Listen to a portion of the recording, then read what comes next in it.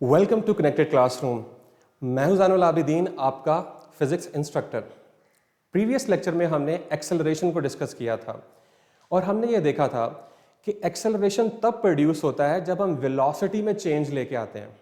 तो वेलोसिटी में आप दो तरह से चेंज ला सकते थे, या तो आप उसकी डायरेक्शन चेंज कर सकते हैं ऑब्जेक्ट की, या तो आप उसकी स्पीड की मैग्नीट्यूड को चेंज कर सकते हैं। इस तरह से आप एक्सेलरेशन को प्रोड्यूस कर सकते थे। और मैंने आपके साथ प्रीवियस लेक्चर में 5 to 6 एक्सेलरेशन टाइप्स के बारे में डिस्कशन की थी। नंबर 1 मैंने डिस्कस किया था कि यूनिफॉर्म एक्सेलरेशन क्या होता है, कि अगर आप इक्वल चेंजेस इन वेलोसिटी ला रहे हैं in equal intervals of time में, देन उसे हम क्या कहते हैं, यूनिफॉर्म एक्सेलरेशन। और अगर अनइक्वल चेंजेस इन वेलोसिटीज आ रही हैं लेकिन इक्वल इंटरवल्स ऑफ टाइम में आ रही हैं, तो ऐसे एक्सेलरेशन को हम क्या कहते थे, वेरिएबल या फिर नॉन यूनिफॉर्म एक्सेलरेशन। इसी तरह से मैंने आपको बताया था कि अगर हमारी बॉडी की जो वेलोसिटी है वो बढ़ रही है, यानी कि इंक्रीज कर रही है, तो ऐसे एक्सेलरेशन को हम पॉजिटिव एक्सेलरेशन कहते थे। और इसी तरह से अगर हमारी बॉडी की जो वेलोसिटी है वो डिक्रीज हो रही है, तो ऐसे एक्सेलरेशन को हम नेगेटिव एक्सेलरेशन कहते थे। एंड जो हमने डिस्कस किया था कि अगर कोई ऑब्जेक्ट सर्कुलर पाथ में मूव कर रहा है या रोटेट कर रहा है, तो उसके पास दो तरह के एक्सेलरेशन थे। अगर हम उसकी वेलोसिटी की मैग्नीट्यूड को चेंज कर रहे थे तो उसमें टेंजेंशियल एक्सेलरेशन प्रोड्यूस हो रहा था और उसकी डायरेक्शन जो थी वो टेंजेंट टू द सर्कल थी। इसी तरह से अगर हम उसकी डायरेक्शन चेंज कर रहे थे तो उसमें सेंट्रीपिटल एक्सेलरेशन प्रोड्यूस हो रहा था, जिसकी डायरेक्शन टुवर्ड्स द सेंटर थी। तो ये एक समरी थी प्रीवियस लेक्चर की, जिसमें हमने एक्सेलरेशन एंड इट्स टाइप्स को डिस्कस किया था। आज के लेक्चर में हम डिस्कस करेंगे motion under the action of gravity. अगर आपको याद हो तो हमने प्रीवियस लेक्चर में यूनिफॉर्म एक्सेलरेशन के बारे में इंफॉर्मेशन जो थी वो ली थी। तो ये motion under the action of gravity क्या होती है? लेट्स से कि आपके पास कोई ऑब्जेक्ट है। पहले मैं टॉपिक का नाम लिख लेता हूँ, motion under action of gravity. तो सबसे पहले मैं आपको बता देता हूं कि ये ग्रेविटी क्या होती है।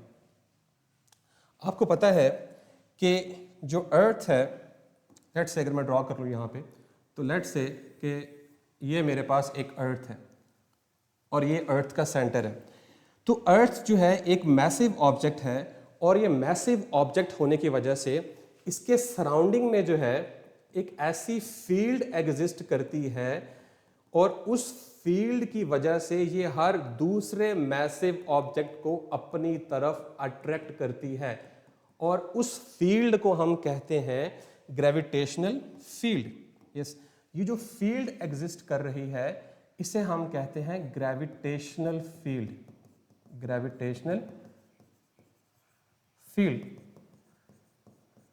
और इस फिनोमेना को जो मैंने आपके सामने डिस्कस किया है, ये हमारी अर्थ थी और इस फिनोमेना को हम क्या कहते हैं?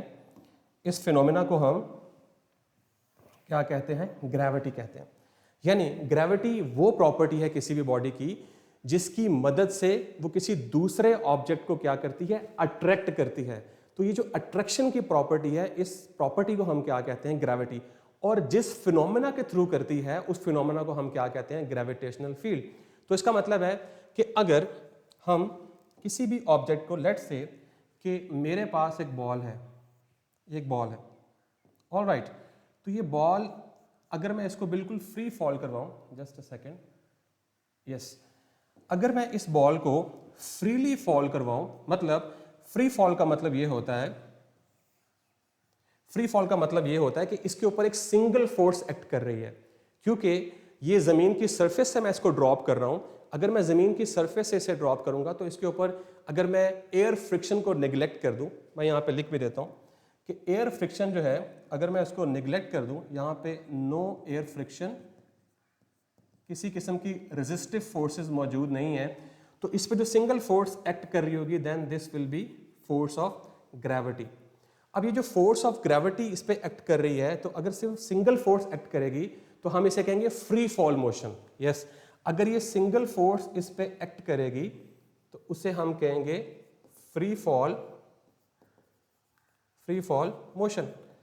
अब जब ये फ्री फॉल मोशन कर रही होगी हमारी ऑब्जेक्ट, तो उसमें क्या होगा, एक एक्सेलरेशन प्रोड्यूस होगा, और उस एक्सेलरेशन को हम क्या कहते हैं, एक्सेलरेशन ड्यू टू ग्रेविटी। हम एक एग्जांपल ले लेते हैं। आपके पास एक ऑब्जेक्ट है, एक लाइट ऑब्जेक्ट है, आप उससे ड्रॉप करते हैं तो वो ज़मीन की तरफ जाता है। ओके, इसी तरह से अगर आपके पास एक हैवी ऑब्जेक्ट हो, अगर आप उसे ड्रॉप करेंगे तो वो तेज़ी से ज़मीन की तरफ जाएगा। इसका मतलब है कि जब आपने एक लाइट ऑब्जेक्ट को ड्रॉप किया था, तब जो वेलोसिटी में चेंजेस आए हैं वो इतने ज़्यादा नहीं थे। इसका मतलब है उसमें एक्सेलरेशन इतना ज़्यादा प्रोड्यूस नहीं हुआ। अगर आप एक हैवी ऑब्जेक्ट को ड्रॉप कर रहे हैं तो वो जल्दी से जा रहा है नीचे की तरफ, तो इसका मतलब है उसमें वेलोसिटी के चेंजेस ज़्यादा आ रहे हैं, तो इसका मतलब है उसमें एक्सेलरेशन प्रोड्यूस ज़्यादा हो रहा है। लेकिन ऐसा तब होगा, कम या ज़्यादा एक्सेलरेशन तब प्रोड्यूस होगा कि जब रेजिस्टिव फोर्सेस या फिर एयर फ्रिक्शन मौजूद होगी। लेकिन अगर मैं लेट्स से कि ये रूम है मेरे पास, स्टूडियो रूम है, इसमें से एयर को मैं पंप आउट कर देता हूँ, एयर फ्रिक्शन को निगलेक्ट कर देता हूँ, या किसी पंप के थ्रू एयर को बाहर निकाल देता हूँ, तो अब यहाँ पे किसी किस्म की एयर फ्रिक्शन मौजूद नहीं है। तो अगर मैं एक पेपर को और एक कैनन हैवी बॉल को दोनों को ड्रॉप करूंगा, तो ये बिल्कुल सेम एक्सेलरेशन के साथ जाके क्या करेंगे, स्ट्राइक करेंगे सरफेस को। तो इस एक्सेलरेशन को हम क्या कहते हैं, acceleration due to gravity. All right, अब इसकी हिस्ट्री क्या है। एक साइंटिस्ट था गलीलियो। गलीलियो ने क्या किया कि बहुत सारे लोगों को इकट्ठा किया पीसा टावर पे। आपको शायद पीसा टावर का पता होगा, मैं आपको दिखा भी देता हूं यहां पे, ये देखें यहाँ पे, ये आपको एक लीनिंग टावर ऑफ पीसा नजर आ रहा है। यस, अगर आप इस टावर को देखें तो गलीलियो जो है वो इसके ऊपर चढ़ गया और इसने बहुत सारे लोगों को इकट्ठा किया। और ये जो मैंने आपके सामने अभी एक्सपेरिमेंट बताया कि अब आप एक पेपर को ड्रॉप करें, एक बॉल को ड्रॉप करें, तो आपके पास क्या रिजल्ट्स आते हैं। तो इसने क्या किया कि दो डिफरेंट ऑब्जेक्ट को लिया और ड्रॉप किया। जब इसने ड्रॉप किया तो देखा कि दोनों जो है वो सेम टाइम पे या सेम उसी लोकेशन के ऊपर सेम टाइम में उन्होंने क्या किया, सरफेस को स्ट्राइक किया। तो यहां से इसने कहा कि जब भी हम किसी ऑब्जेक्ट को ड्रॉप करेंगे तो वो under the action of gravity same acceleration के साथ क्या करेगा, स्ट्राइक करेगा। और उस एक्सेलरेशन को हमने क्या नाम दिया है, एक्सेलरेशन ड्यू टू ग्रेविटी। अब वो जो एक्सेलरेशन है उसकी वैल्यू है 9.8 metre per second square. Just a minute, yes.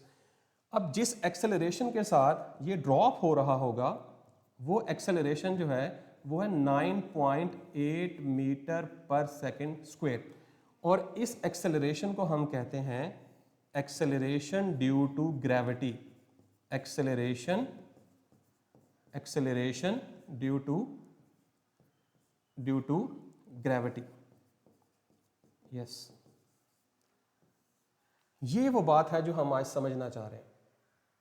Okay, इसका मतलब क्या है। अब यहां पे स्टूडेंट्स जो हैं वो क्वेश्चन करते हैं, वो क्वेश्चन ये करते हैं कि सर अगर एक्सेलरेशन कांस्टेंट है, एक्सेलरेशन चेंज नहीं हो रहा, तो ऐसा क्यों होता है कि जब हम किसी चीज़ को ड्रॉप करते हैं तो उसकी स्पीड इंक्रीज हो जाती है।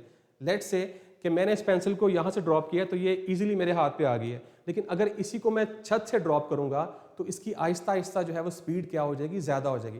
तो मैं यहाँ ये बताना चाहता हूँ कि एक्सेलरेशन जो है इसका मतलब है कि स्पीड में चेंज आ रहा है। अगर आप इसी नंबर को इस तरह से लिख लें, जैसे मैंने यहाँ पे लिखा है, ये देखें मैंने यहाँ पे लिखा है 9.8 मीटर पर सेकेंड स्क्वायर, और अगर मैं इसको लिख लूँ 9.8 metre per second divided by second, तो इसका मतलब है कि हर एक सेकंड के गुजरने के बाद velocity 9.8 metre per second increase हो रही है।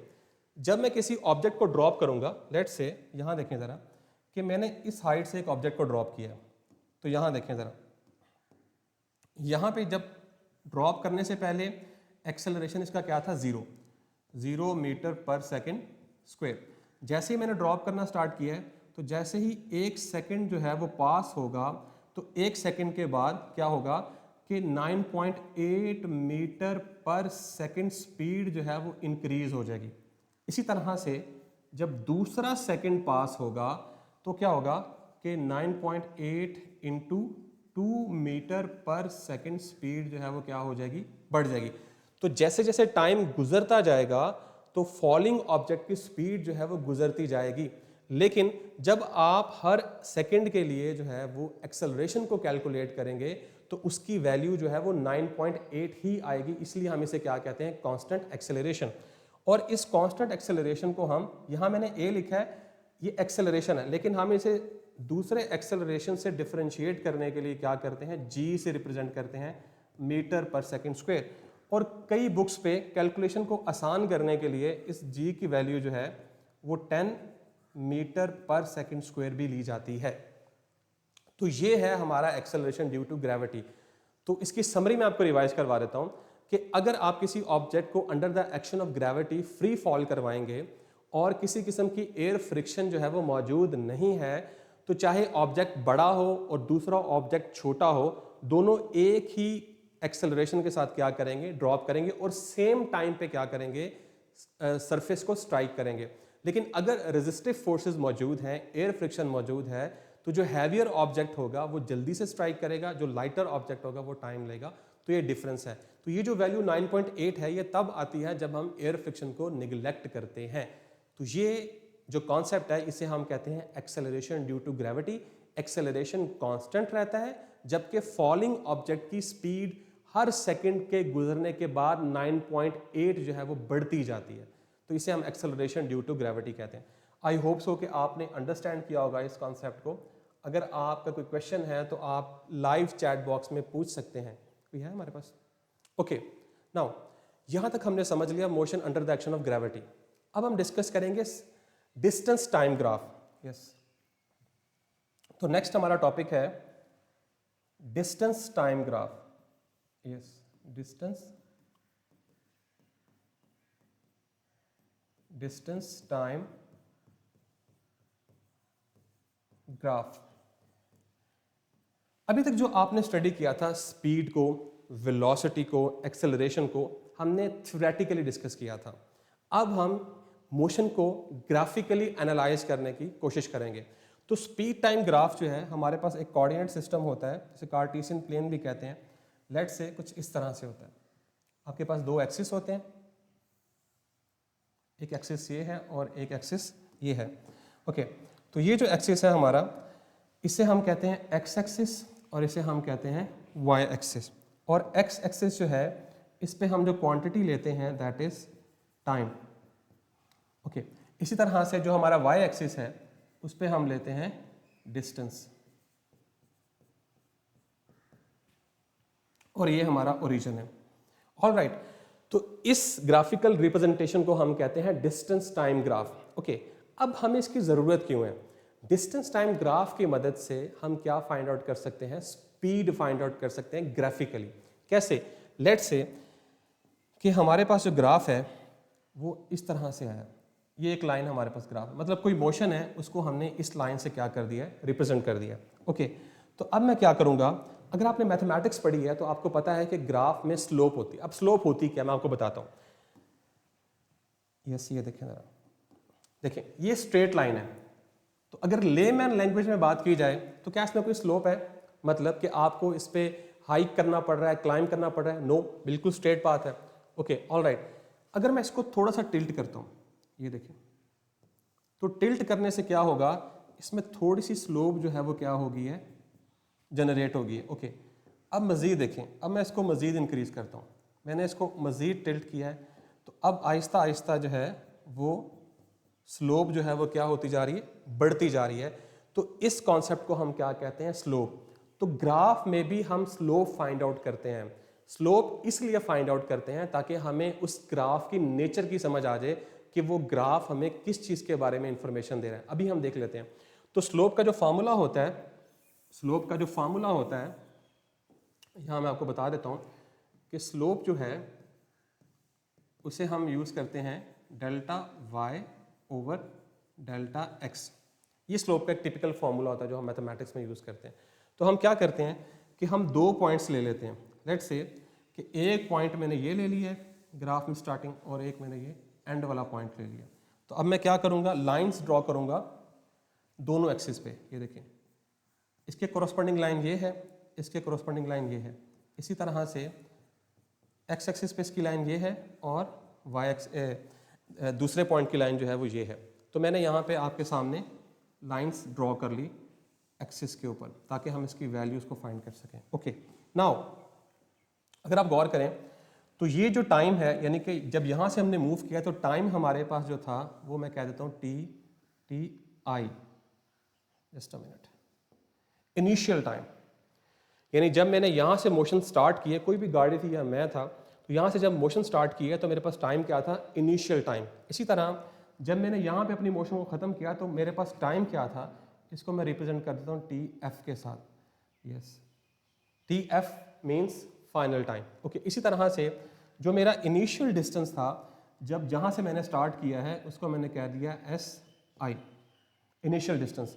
और जहाँ पे मैंने ब्रेक लगाई है, जहाँ पे रुका हूँ, जहाँ पे रेस्ट में आ गया हूँ, तो वहाँ पे जो मेरा डिस्टेंस मैंने कवर किया दैट इज़ फाइनल डिस्टेंस। तो अगर आप देखें तो क्या मैं इसको लिख सकता हूँ इस तरह से, ये क्या बनेगा मेरे पास डेल्टा एस, और ये क्या बनेगा मेरे पास डेल्टा टी। ठीक है, अगर मैं इस पैसेज के टाइम को फाइंड आउट करना चाहूँ तो T F minus T I. इसी तरह से अगर मैं डिस्टेंस फाइंड करना चाहूँ तो क्या होगा S F minus S I. तो मैं सिंपली यहाँ पे वैल्यू जो है वो पुट कर सकता हूँ। तो अगर मैं यहाँ पे वैल्यू पुट करूँगा तो डेल्टा वाई, वाई एक्सिस के ऊपर हमारे पास कौन सी क्वांटिटी है, that is delta S divided by, और एक्स एक्सिस पे मेरे पास कौन सी क्वांटिटी है, delta T.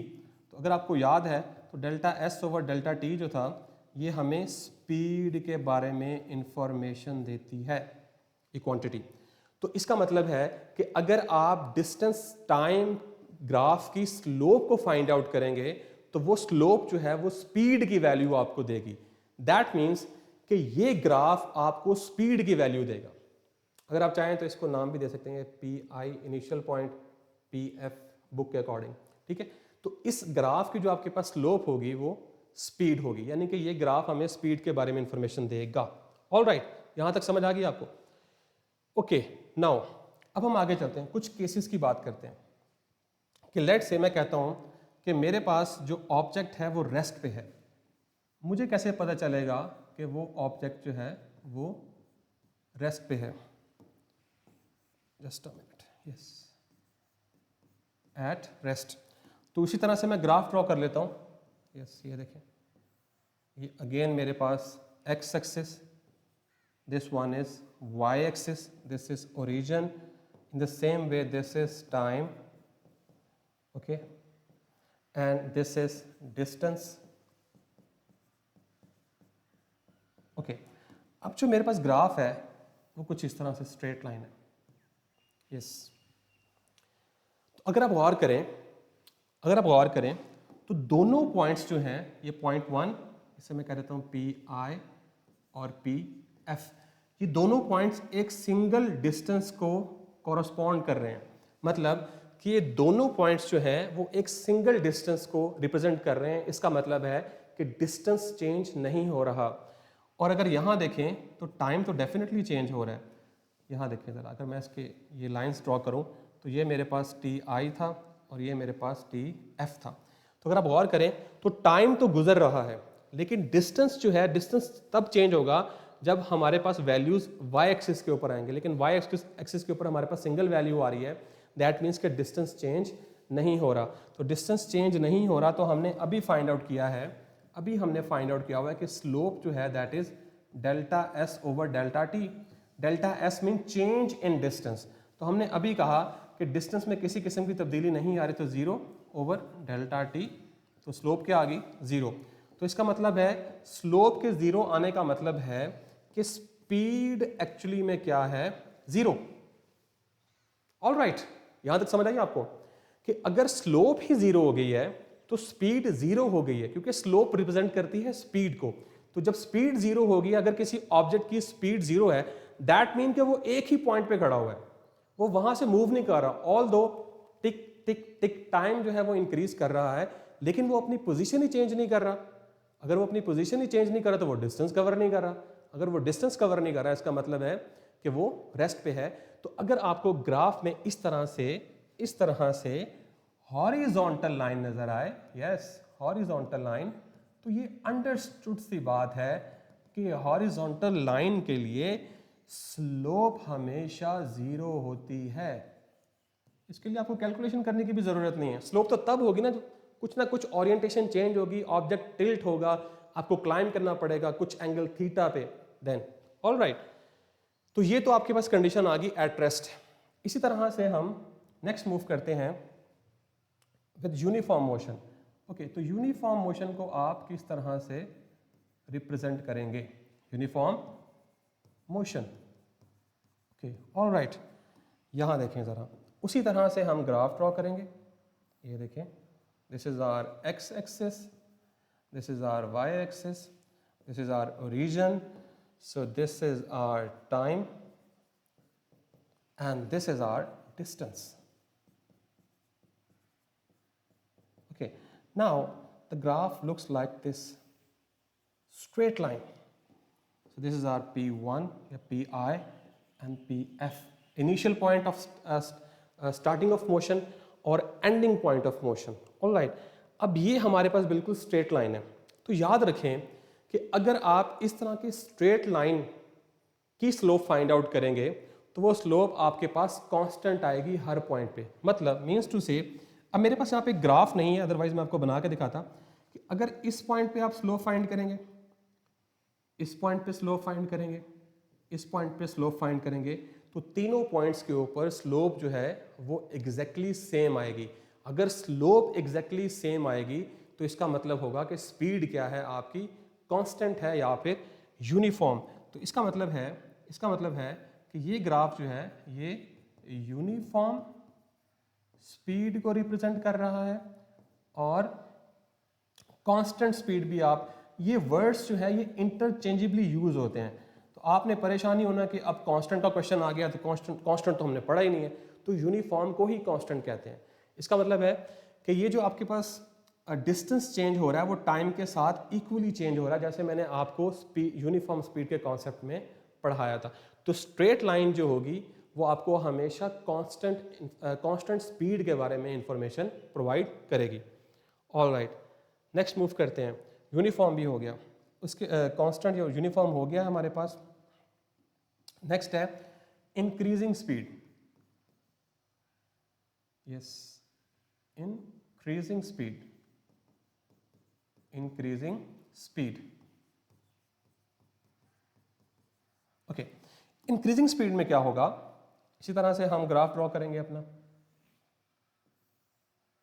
So this is our Y axis, this is our X axis, this is O, this is time, okay, and this is distance. एक और बात भी आप नोट कर लें, एक्स एक्सिस को हम कहते हैं इंडिपेंडेंट एक्सिस। यस, इस एक्स एक्सिस को हम क्या कहते हैं, इंडिपेंडेंट एक्सिस।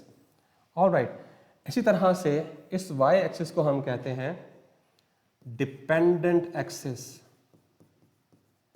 डिपेंडेंट एक्सिस मतलब कि इस एक्सिस पे जो हम क्वांटिटी लेंगे वो इंडिपेंडेंट होगी, वो इस क्वांटिटी के ऊपर डिपेंड नहीं कर रही होगी। ऑब्वियसली टाइम को पास होने के लिए डिस्टेंस की जरूरत है ही नहीं, दैट्स व्हाई टाइम जो है वो एक इंडिपेंडेंट क्वांटिटी है। आप कुछ करें, आप कुछ ना करें, आप पढ़ें, आप ना पढ़ें, टिक टिक टिक टाइम जो है वो आहिस्ता आहिस्ता क्या हो रहा है, गुजर रहा है। लेकिन डिस्टेंस को टाइम की जरूरत है। यस, अगर आपको लेट्स से मुझे यहां से डोर तक जाने के लिए कुछ ना कुछ टाइम रिक्वायर्ड है, यानी कि अगर मैं मूव करूंगा तो मैं कुछ ना कुछ टाइम कंज्यूम करूंगा। लेकिन ऐसा तो नहीं होगा कि मैं यहाँ खड़ा होकर ऐसे करूंगा और मैं एग्जैक्टली जाके वहां पे टेलीपोर्ट कर जाऊंगा, तो ऐसा नहीं होता। तो डिस्टेंस को टाइम की जरूरत है, टाइम को डिस्टेंस की जरूरत नहीं है। इनफैक्ट टाइम को किसी भी चीज की जरूरत नहीं है। सो time is an independent quantity, distance is a dependent quantity. All right, तो अगर हमारे पास ग्राफ की शेप जो है कुछ इस तरह से होगी, so this is our increasing graph. इसे हम कहते हैं इंक्रीजिंग, क्यों? क्योंकि आहिस्ता आहिस्ता आप देख रहे हैं स्लोप बढ़ रही है। यस, स्लोप बढ़ रही है। मैं आपको कंपैरिजन करके बताता हूं। ये देखें, इसकी स्लोप ज्यादा है या इसकी स्लोप ज्यादा है, ठीक है, या फिर इसकी स्लोप ज्यादा है। इसको हम कलर चेंज कर लेते हैं। ये देखें, यस, या इसकी स्लोप ज्यादा है। तो डेफिनेटली ये जो ब्राउन कलर है इसकी स्लोप ज्यादा है as compare to red and green. तो जिसकी स्लोप ज्यादा होगी इसका मतलब क्या होगा, स्लोप क्या थी, स्पीड। अगर स्लोप ज़्यादा है तो मतलब स्पीड ज़्यादा है। तो इस तरह का जो ग्राफ होगा वो आपको इंक्रीजिंग स्पीड के बारे में इंफॉर्मेशन देगा। Yes, increasing, just a minute, हम इसको भी रिमूव कर लेते हैं ताकि ताकि आपके लिए ग्राफ बनाना आसान हो जाए। यस, ये जो ग्राफ है ये रिप्रेजेंट करता है increasing speed. Yes, increasing speed. Alright, okay, next हमारा लास्ट ग्राफ है that is decreasing speed. Yes, decreasing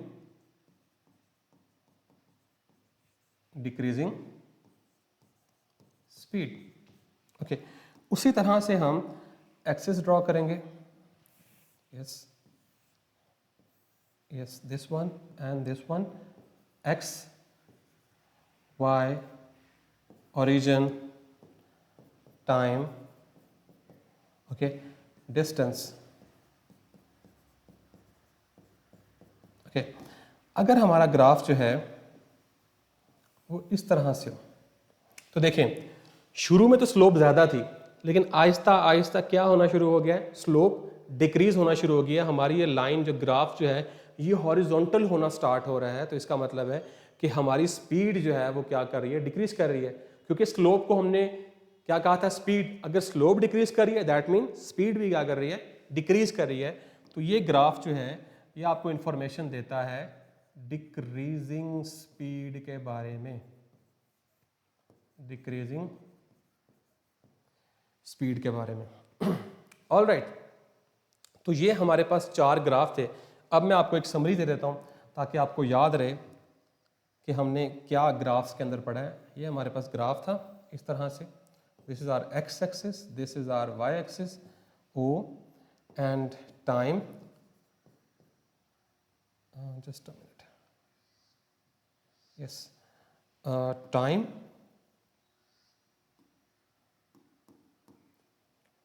yes, ये हमारा ग्राफ था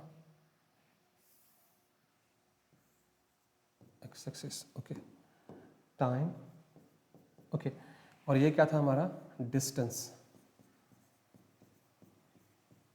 ओके, तो अगर आपका ग्राफ जो है वो स्ट्रेट लाइन होगा तो इसका मतलब क्या था,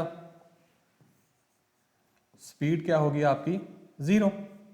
ओके, अगर आपका ग्राफ जो था वो इस तरह से स्ट्रेट लाइन होगा तो उसे हमने क्या कहा था, यस, कि आपकी जो स्पीड है वो क्या होगी, कांस्टेंट। ओके, अगर हमारा ग्राफ जो है वो इस तरह से होगा तो उसे हमने क्या कहा था कि ये हमारे पास जो v है वो क्या है, इंक्रीजिंग स्पीड है। यस, v जो है वो क्या है, इंक्रीजिंग स्पीड। ओके, अगर हमारे पास ग्राफ कुछ इस तरह से है तो ऐसे ग्राफ को हमने क्या कहा था कि हमारे पास डिक्रीजिंग स्पीड का ग्राफ है। और हमने क्या पढ़ा है, और हमने ये पढ़ा है कि स्लोप जो है, slope of distance time graph किसके इक्वल आती है, स्लोप जो है डिस्टेंस टाइम ग्राफ की वो किसके बराबर आती है, स्पीड के इक्वल आती है। ऑलराइट, तो ये हमारी समरी है ग्राफ की जिसमें हमने 4 डिस्टिंक्ट ग्राफ को स्टडी किया है। कैसे कि ग्राफ को एनालाइज करने से हमें पता चल रहा है कि ऑब्जेक्ट जो है वो रेस्ट पे है। ग्राफ को एनालाइज करने से हमें पता चल रहा है कि ऑब्जेक्ट कांस्टेंट स्पीड से मूव कर रहा है, और ग्राफ ही को एनालाइज करने से पता चल रहा है कि स्पीड बढ़ रही है या फिर कम हो रही है। ऑलराइट, यहाँ तक क्लियर हो गया आपको। ओके, तो हम बुक की तरफ चलते हैं। आपके लिए एक असाइनमेंट है। यस, तो ये वही इंफॉर्मेशन है जिसमें हमने देखा कि जो गलीलियो है उसने किस तरह से एक्सेलरेशन ड्यू टू ग्रेविटी को फाइंड आउट किया है। और उसके साथ साथ आप ये बात भी याद रखें कि सबसे पहली जो स्पीड मेजर की थी वो भी गलीलियो ने ही की थी। Then motion under the action of gravity, ये ग्रेविटी की वैल्यू लिखी हुई है, ये फीट पर सेकंड स्क्वायर में कन्वर्ट किया हुआ है। तो आपकी असाइनमेंट यहाँ पे ये है कि सबसे पहले आपने क्या करना है, कि आपने देखना है कि आप किस तरह से फीट को मीटर को फीट में कन्वर्ट करेंगे। तो आपने देखना है कि 1 metre, yes, just a minute, आपने देखना है कि 1 मीटर जो है वो हाउ मैनी फीट के इक्वल होता है।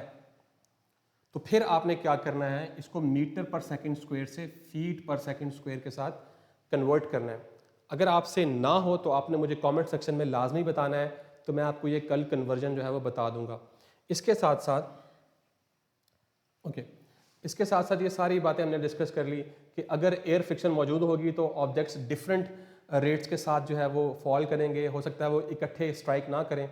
अगर एयर फ्रिक्शन मौजूद नहीं होगी तो दोनों ऑब्जेक्ट, ये इस बात पर डिपेंड नहीं करता कि कौन मैसिव है कौन लाइटर है, दोनों objects in the absence of air friction exactly same acceleration के साथ सरफेस को at the same time strike करेंगे और उनका जो एक्सेलरेशन होगा वो 9.8 होगा। ओके, ये सारे एक्सपेरिमेंट हैं। उसके बाद ये आपके पास एक जो है वो न्यूमेरिकल है जिसमें a block of 2 kilogram is left from the top of the building. 2 kilogram का ब्लॉक है। How much time the block will take to reach the ground if it strikes the ground with the speed of 78.5 metre per second. The scenario is like that कि ये एक roof के ऊपर हमारे पास block पड़ा हुआ है, इसको हमने ड्रॉप किया है और ये ज़मीन पे आके गिरा है। तो आपने बताना है कि इसको कितना टाइम लगा है, जबकि उसकी जो स्पीड जो है वो आपको दे दी गई है, दैट इज़ 78.5, यानी कि फाइनल स्पीड जो है 78.5 मीटर पर सेकंड दे दी गई है। तो आपने इसको ड्रॉप किया है। अगर आप देखें तो आपने इसको लेफ़्ट कर दिया या ड्रॉप कर दिया, मतलब कि आपने ऑब्जेक्ट को ऐसे पकड़ा हुआ था और आपने एग्जैक्टली क्या किया, ड्रॉप किया। तो आपने उसको इनिशियल स्पीड या वेलोसिटी आपने उसको नहीं दी। तो ये हमारे पास डाटा है कि इनिशियल स्पीड क्या होगी यहाँ पे 0। तो अब आप इस डाटा को यूज़ करें, आपके पास इक्वेशन है ये देखें, और आप इसमें वैल्यूज़ पुट करें। अब यहाँ पे उसने g लिख दिया है, हम यहाँ पे क्या लिखते थे, a is equals to vf minus vi divided by delta t। अब ये एक्सेलरेशन था लीनियर मोशन के लिए, लेकिन अब चूंकि मोशन जो है वो under the action of gravity हो रही है, तो इसलिए हम इस a को क्या कर देते हैं, g लिख देते हैं। इस वजह से यहाँ पे हमने g लिखा है और ये आपके पास एंड पे टाइम आ जाएगा 8 सेकेंड, यानी it would take 8 seconds to reach the ground. All right, तो इस तरह से आप टाइम को फाइंड आउट कर सकते हैं। ओके, ये ग्राफिकल एनालिसिस है। ये सारी बातें मैंने आपके साथ डिस्कस की कि डिस्टेंस टाइम ग्राफ क्या होता है, ये ग्राफ भी आपको बना के दिखाया। उसके बाद मैंने आपके साथ स्लोप के बारे में डिस्कशन की, इसको स्लोप भी कहते हैं, इसको ग्रेडियंट भी कहते हैं। ये सारी बातें ईच एंड एवरीथिंग देखें, ये स्लोप या ग्रेडियंट किसके इक्वल आ रहा है, स्पीड के इक्वल आ रहा है, ये भी हमने अभी डिस्कस किया है। ये सारी बातें जो है वो डिस्कस हो चुकी हैं। ये ग्राफ मैंने आपको ड्रॉ करके बता दिया। देखें, horizontal line zero slope, zero slope का मतलब क्या है, बॉडी रेस्ट पे है, रेस्ट पे मतलब है स्पीड जीरो है। यहाँ देखें कांस्टेंट स्पीड के साथ बॉडी क्या कर रही है, मूव कर रही है। यहाँ पे स्पीड जो है वो इंक्रीज कर रही है, वेरिएबल स्पीड है लेकिन स्पीड इंक्रीज कर रही है। यहाँ पे स्पीड क्या कर रही है, डिक्रीज कर रही है। तो ये बहुत इंपॉर्टेंट लॉन्ग क्वेश्चन है जिसमें आपसे कहा जाता है कि सबसे पहले स्पीड को डिफाइन करें, देन आपसे कहा जाता है कि डिस्टेंस टाइम ग्राफ को एक्सप्लेन करें। ऑल राइट, ये लॉन्ग क्वेश्चन अक्सर आ जाता होता है। उसके बाद ये आपके पास एक एग्जाम्पल है, a car travels from Peshawar to Islamabad on motorway, stops for 30 minutes at rest area, calculate the speed of car in kilometer per hour and meter per second। जी, तो आपके पास ये ग्राफ है। अब ये ग्राफ में आपको नज़र आ रहा है कि हमारी कार ने सबसे पहले जब मूव किया है पिशावर से, तो लेट से कि यहाँ से उसने स्टार्ट कर दिया, दिस इज़ आर पिशावर, और पिशावर से उसने इस्लामाबाद जाना है और ये इस्लामाबाद है, और दरमियान में उसने स्टे किया 30 मिनट्स के लिए। 30 मिनट्स के लिए जब वो स्टे करेगी तो यहाँ पे क्योंकि ये हॉरिजॉन्टल लाइन है, तो यहाँ की जब स्टे करेगी तो स्पीड क्या हो जाएगी, उसकी जीरो हो जाएगी। जबकि इस पूरे रीजन में एक स्ट्रेट लाइन नजर आ रही है, तो स्ट्रेट लाइन का मतलब क्या होगा कि स्पीड क्या होगी आपके पास, कांस्टेंट। नेक्स्ट भी जब उसने स्टार्ट किया तो कांस्टेंट स्पीड के साथ मूव किया है, तो इस रीजन के लिए भी क्या होगा, कांस्टेंट। तो आपने क्या करना है, आपने पहले यहाँ से यहाँ तक क्लियर हो गया ना, ओके। अब जरा यहाँ देखें, तो सबसे पहला पोर्शन है journey from Peshawar to rest area, so this is A and this is B. यहाँ से यहाँ तक आपने क्या करनी है, स्पीड जो है वो कैलकुलेट करनी है। फिर रेस्ट एरिया के लिए स्पीड मैंने आपको बता दिया, रेस्ट एरिया के लिए स्पीड क्या होगी, जीरो, इसके लिए सोचने की ज़रूरत नहीं है। फिर आपने सी से डी तक आपने क्या करनी है, स्पीड फाइंड आउट करनी है। तो इसको आपने खुद करने की कोशिश करनी है। अगर आपसे ये नहीं होगा तो आप मुझे कमेंट सेक्शन में बता सकते हैं। कमेंट सेक्शन में अगर आप मुझे बताएंगे कि नहीं हुआ तो मैं कल इसको दोबारा से एक्सप्लेन कर दूंगा। लेकिन जब तक आप प्रॉब्लम्स को अपनी अंडरस्टैंडिंग के थ्रू सॉल्व करना स्टार्ट नहीं करेंगे तब तक आप प्रॉब्लम को सॉल्व नहीं कर सकेंगे। हो सकता है कि हमारे पेपर में अनसीन प्रॉब्लम आ जाए, तो अनसीन प्रॉब्लम के लिए आपको ब्रेनस्टॉर्मिंग करनी पड़ेगी। ऑलराइट, तो आई होप सो कि आपने चीज़ों को अंडरस्टैंड किया होगा। अगर आपकी कोई क्यूरीज होती हैं तो आप लाइव चैट में ज्वाइन करके भी पूछ सकते हैं। इसके अलावा आप यूट्यूब के कमेंट सेक्शन में भी अपने क्वेश्चंस को पोज कर सकते हैं और हम वहाँ पे कोशिश करते हैं कि आपको रियल टाइम जो है वो आंसर कर दें। अगर वहाँ पॉसिबल नहीं होगा तो हम आपके लिए एक सेपरेट वीडियो भी बना देंगे। So this is all from my side. This is Zainul Abidin signing off.